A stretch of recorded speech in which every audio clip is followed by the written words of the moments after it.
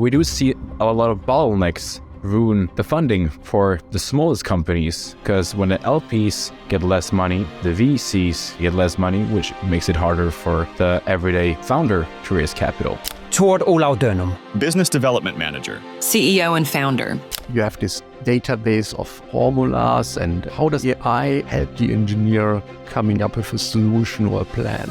It is to help them have a personal assistant if they have questions, also with a source of where it got that information from. And also kind of a score on 1 to 100, telling you how certain it is on telling you this. How do you manage your time not to get overwhelmed by all these things going on? Time management is the most important thing to be aware of. So prioritizing the task, allocating the right time to the right things, and balancing all these different things by actually scheduling your day one day before. 1, 2, 3, 4. Welcome to the High Performance CEO Show, your exclusive insight into the strategies and success habits of the world's top CEOs. I'm your host, Sebastian Schieke, entrepreneur, mentor, and business angel. Prepare to grow your business, enhance your leadership skills, and thrive in today's world. Let's dive in.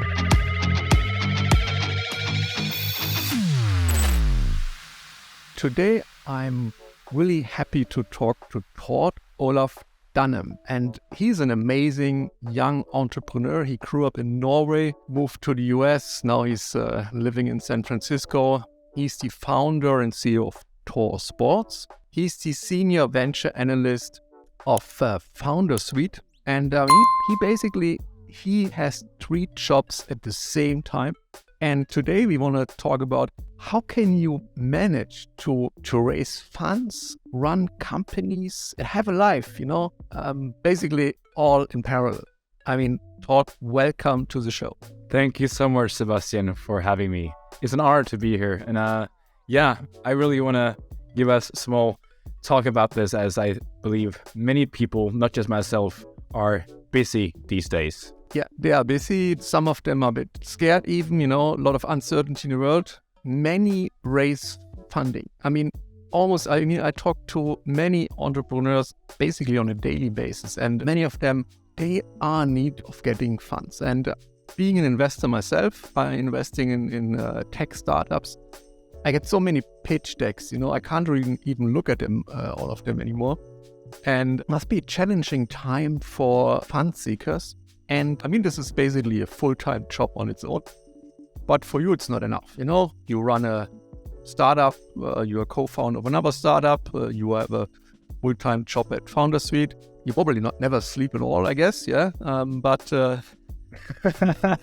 how do you manage all? Or maybe let's start from the beginning. You grew up in Norway, and how did you find your way to San Francisco? That's a great question. So I believe it's important to just start from the beginning here. So I grew up in a city outside of Oslo, and pretty much youngest in my class, and started off school when I was 5 years old. And it didn't look too good at that time, because I had problems with pretty much every subject there was. I wasn't very athletic, I wasn't any academic, so if you'd asked my mom at that time if I ever going to finish high school, I think she would have laughed, pretty much. But I learned I had to work twice as hard as the other ones. And the first 5 years of elementary school, and that really taught me something. It taught me that I had to really work hard for what I wanted in life, and that absolutely nothing came for free. Yeah. So that really gave me some great start, I think, even though it was some hard years. But in the middle of this, around 10 years old, I kind of found something that I wanted to pursue, kind of like build my own little startup, because I was always a creative little kid. I had lots of ideas, and on one occasion, when I went back home from school, I saw an opportunity to get rid of the bullies at my school. Oh, yeah, so that's a good one. That's just a good one. So this was a huge problem, and I knew it better than anyone. So I found these sticks along the way where, you know, the snow trucks in Norway, they have to see the road. So they have these sticks on the side of the road. I, you know, pretty much stole them, went back, cut them in pieces, and took dried peas to make small spitting tubes, which hurt. Yeah, they hurt pretty much when you use them as weapons. So I became the school's arms dealer at one point, and business was booming. For weeks, this was, you know, going on. People were happy, you know, it scared away the bullies until the bullies caught on, and then you can think what happened. So I got my fair share after that. And but that showed me that I actually could make money on something as simple as an idea. Mm-hmm. And it took years before I actually got into the same kind of rhythm. So when college came around, I had to find money to pay for this, and I knew that my 9-to-5 jobs wouldn't cut it. So that's when I turned my passion for skiing into a business. Because in Norway, as you probably know, there's a lot of snow. Yeah, there's a lot of snow, exactly. So there's a lot of skiing, and people love skiing, but there's one problem. It is dark 19 hours a day during the winter. And lots of these ski goggles, they weren't adapt or didn't work well in these dark conditions. So I took it on myself to really find and develop a goggle or a lens that was built for these Norwegian environments. So that's where Tor Sports really came from. And it helped me, you know, develop my interest for building things. And it actually made me feel like this is something I want to do. It gave me a moment of release. I knew exactly what I wanted to do. I wanted to build something. I wanted to make a change. Yeah, you got a purpose, no? Basically.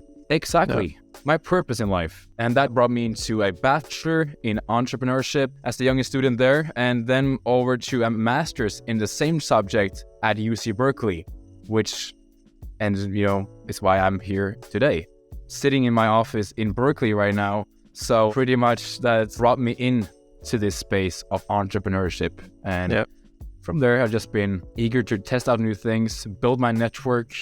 And that's why I work these 2 jobs in addition to Tor.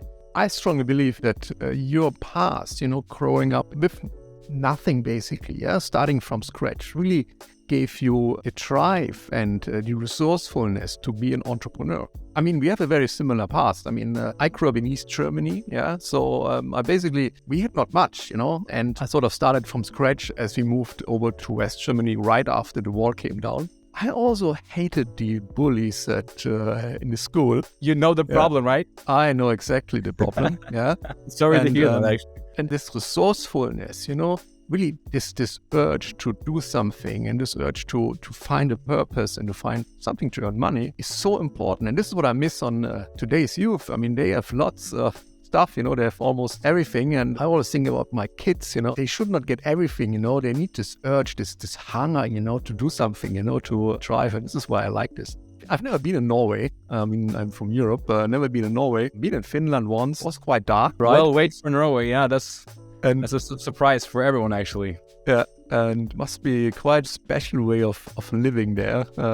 But yeah, seeing a problem, a market need, you know, and developing something which really solves this problem, all you need, you know, apart from many other things, but this is sort of the basis. And then studying in the US, I mean, this is this big startup ecosystem there in Berkeley, right?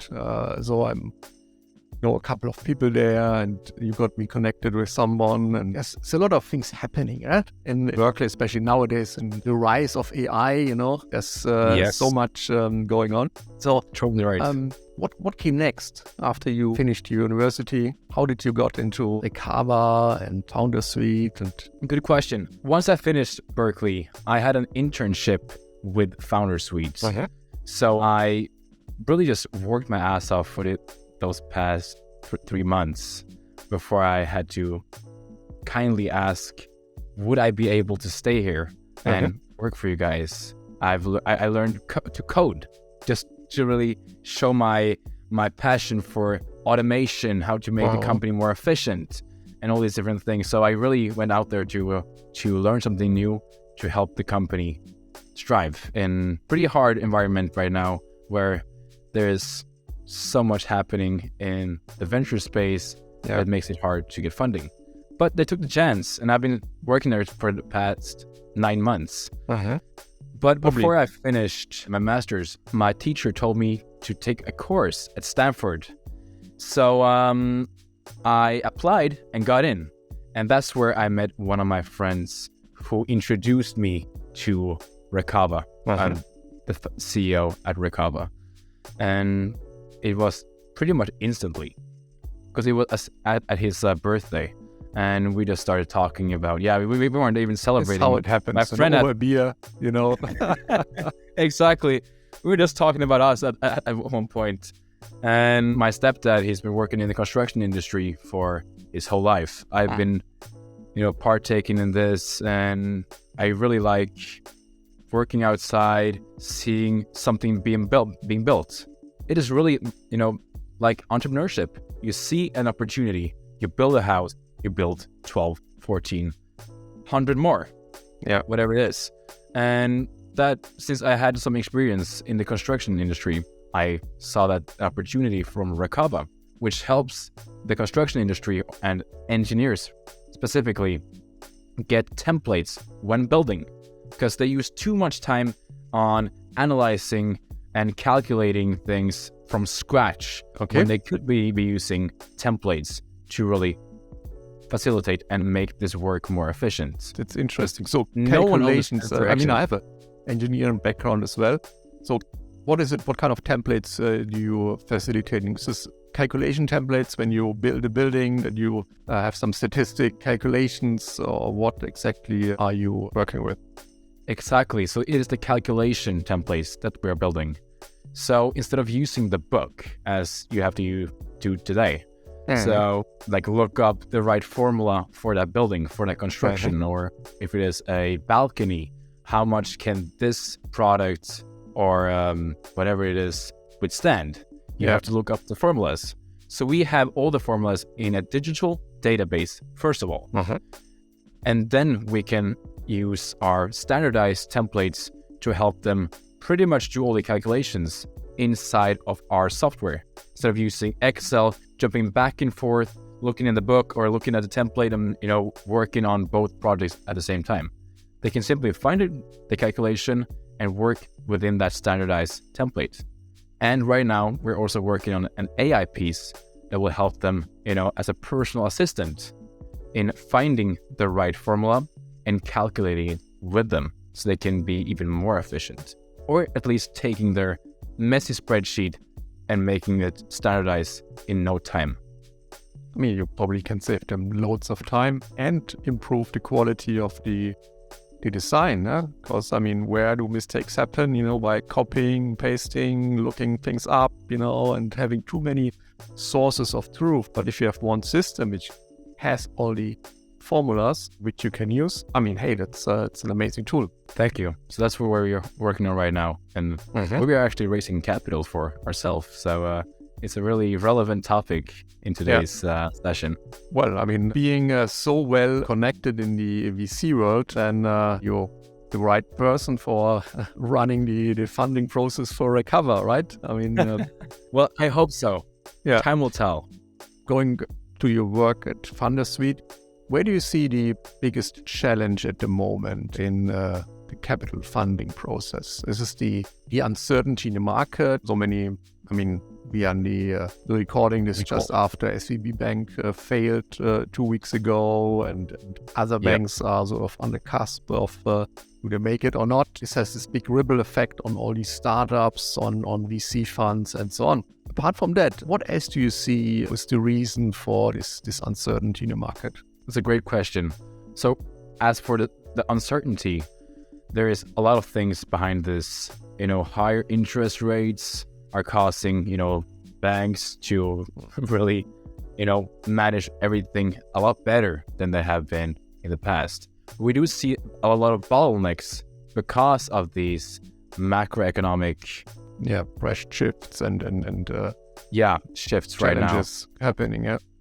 Exactly. And because of that, a lot of bottlenecks, they will ruin the funding for the smallest companies because when the LPs get less money, the VCs again they get less money, which makes it harder for the everyday founder to raise capital. There's simply less in the pipe to really distribute.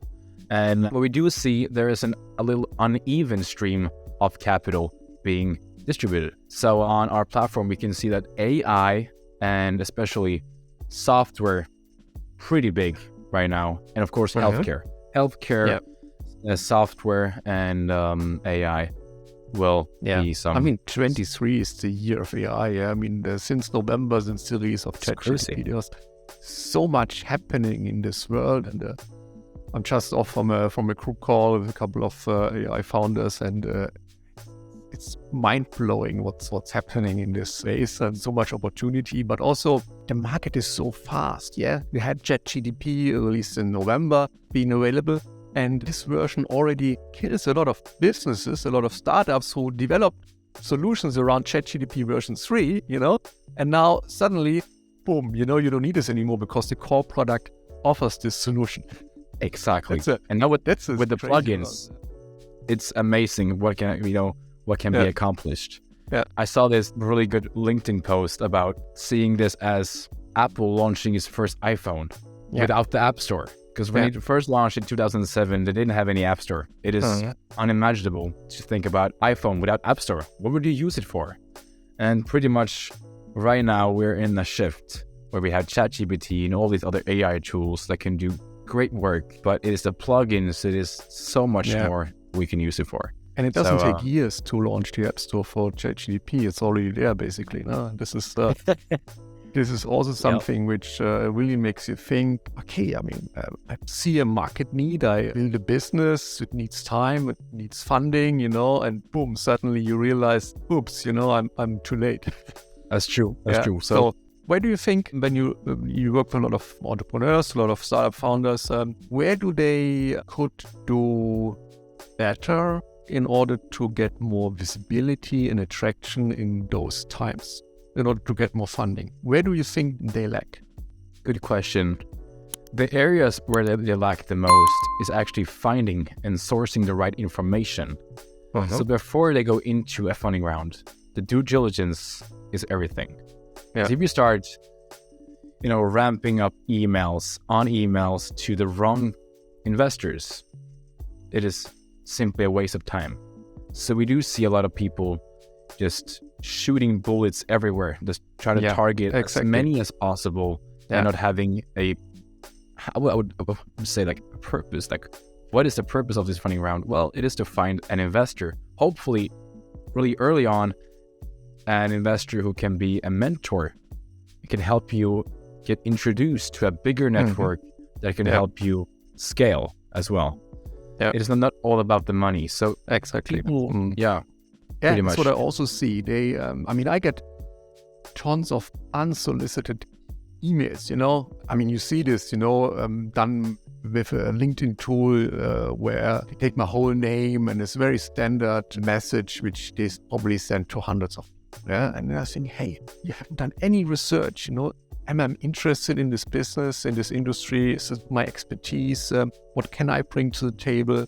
How do you present yourself as a founder? I got a LinkedIn email from a guy who didn't even have a picture, And I thought, okay, guy, before I would give you any money, it's people business, I want to see who you are, So the basics are missing, a LinkedIn presence, right presentation, right connections. And they also don't leverage tools which are available, like going on stage, giving their message out to the world, simple tools like using a podcast to connect with the right investors before you've done your research. They don't follow the basics, and then they ask themselves, so why do I not making any progress? And especially in a market like this, you have to stand out from the crowd. You have to do more, and you have to be more visible. You have to build your authority. And even a young founder can build his authority if he talks to the right people. It's like in school, you have this cool kids table, where they all hang out. And hey, if you're not part of this, you should be part of the cool kids table, because then you are attractive to all the other kids around, But how to get on a cool kids table? Yeah. And hey, there are tools in doing this, in business. There is, but I think people overcomplicate things and make it harder than it actually is sometimes. So that's right. Yeah.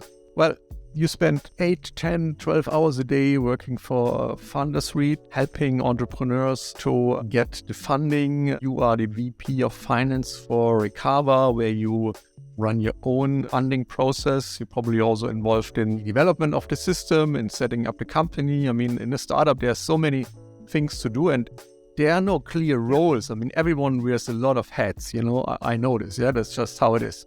You run your other startup selling these amazing goggles for ski enthusiasts in Norway. How do you manage your time? I mean, what could you give the listeners? What kind of tips could you give the listeners not to get overwhelmed by all these things going on? No, that's a really good question here. So first of all, time management is the most important thing to be aware of. So in order to kind of juggle between all these different things, you need to know how to prioritize tasks. And to say like in 4 words here, I think prioritizing the task, allocating the right time to the right things, and balancing all these different things by actually scheduling your day one day before is key to making this work. And actually allocating where you should spend your time, if you get me. So really plan out everything. That's really important. And of course, look at be critical to yourself. What is more important than other tasks? Because when you have many things going on, you have got to say to yourself, like, do I really need to do this? Or can I allocate this to someone else? Because if you are on a team, everyone needs to contribute. And you should know where your domain is and where your competence can be used more efficiently and where you can't. Because if you start just jumping on everything and become this yes man who just want to be, everywhere all at once, you will eventually fail, and then pretty hard. I think many founders have this problem that they think only they can do the tasks, and then they are involved in everything. They put everything on their plate and wearing too many hats. And in the beginning, it's probably fun, you feel very important and you really think, okay, there are things moving, but in the end, you don't make so much progress because you're always disrupted and you always have to refocus. And in the long run, there's also the challenge that you will have at some point you have enough, you burn out, you just don't want anymore, and then you acquired all this funding, then you build up the company, you have employees, they all depend on you, and they deserve a leader, which leads and not only does all the work themselves because he thinks he's more important and better. I mean, I strongly believe you have to hire people who are better than you, because otherwise, why do you hire them? Why do you spend money in employing people if you tell them how to do things, But often the ego of the management, of the CEO, of the founder gets in the way, and they think, I need to do this. So I think that's the right attitude. Otherwise, we're never able to scale an organization. That's true. Just simply learn from experience, and that's a really good point. If you only want to delegate things, you're not a good leader. Then the only thing you need then is ChatGPT. If you just want to tell something what to do, ChatGPT is the tool for you. Pretty much. ChatGPT is changing all of our lives at the moment, It is. Coming back to Recover, you have this database of formulas and rules of how to design buildings. Adding AI, what is the AI really doing? How does it help the engineer coming up with a solution or a plan? We're gonna use the AI tool in 2 different ways. So first of all, it is to help them have a personal assistant. Then if they have questions of how much can a 10-meter wooden beam hold, it will be able to tell them what it can resist, also with the source of where it got that information from. And also kind of a score on 1 to 100. telling you how certain it is on telling you this. And the reason we wanted to build this is because Recover has the biggest database of templates. And because of that, we have the ability to give good answers that are well formulated in this AI module. It is still a prototype that we are trying out. But we think this can really help both engineers and in the future, probably architects as well, on building things and being more cautious about what can we do and what can't we, since you have someone to ask every minute of the day. Yeah. And the second perspective here is to turn messy spreadsheets into a standardized, clean document in no time. So to really facilitate that process 100 times faster than it used to be, like having the spreadsheet, giving it to someone else who has to give it to a different consultant, is just 10 copies so much of work the it same takes, spreadsheet. not only days, sometimes weeks. You're probably aware of this, but don't get me into this topic. You know, I bought a flat over 10 years ago, and even back then you had databases, you had some form of digitalization. But the way they handled the issues of the building, we had an issue list of 250 plus items. Yeah, small items, big items. But the amount of time they invested in managing this Excel sheet, you know, with different versions, you know, and which version did you use? And then they added another column, and then they added there, and then you ended up with a big mess, and then printouts, you know, and someone was doing hand stuff. And then unbelievable how they manage this data, and how much time and money, and we also had lawyers involved because we ended up in arguments with the builder. The money we spent on lawyers in managing Excel spreadsheets, you know, this was unbelievable for me, you know. And even back then I thought, this needs to be digitalized. You need a database. And even then, simple in IT systems, simple issue tracking systems, you know, this is not rocket science, yeah? Not talking about AI, you know, and being an assistant, but even basic management of this data didn't exist then, and I believe that there are many building companies who still operate like that. So I think there's a huge opportunity in this market to use digitalization, to use AI, to use assistants to streamline and make this whole process easier and cheaper in the end. So I think it seems like you are positioned fantastically, have an amazing opportunity, amazing market, and a great tool. Having this huge database of formulas and information seems for me like a great way of providing value to your customers. Thanks for the feedback. I really appreciate this. And I hope I can bring you to my next VC meeting at this point, Sebastian, because that's exactly what give them my number. They should call me, you know. It's exactly what they want to hear. Really good example of this issue. Yeah. Yes. Many of these, they don't know better. Okay, they are expert in their field, and it's probably also one of the industries which still rely on the old way of thinking. They really haven't been disrupted yet. They say, okay, buildings is something we have done in the past like this, we will carry on like this. But the pressure around this industry is increasing, you know, and the need to save costs, and to make things more efficient, doesn't stop in the building process. Someone has to pay this, and with rising interest rates and rising costs everywhere, you don't pay a high specialized engineer to shuffle around Excel sheets, right? Exactly. I couldn't agree more, because this is one of the least digitalized industries in the world, after hunting. So it's hunting, the least digitalized one, and then you have, the construction industries. That's something for your listeners to take note of. How can we disrupt the hunting industry? Maybe this is a nice idea for a new business venture. How can we disrupt the hunting industry and make it digitalized and being more efficient? And I would love to know. So if anyone has an idea, I would love to hear it. I don't have time to do this myself right now, but I'd love to hear some, digitalized hunting tricks or whatever. Hunting and fishing. Yeah, that's.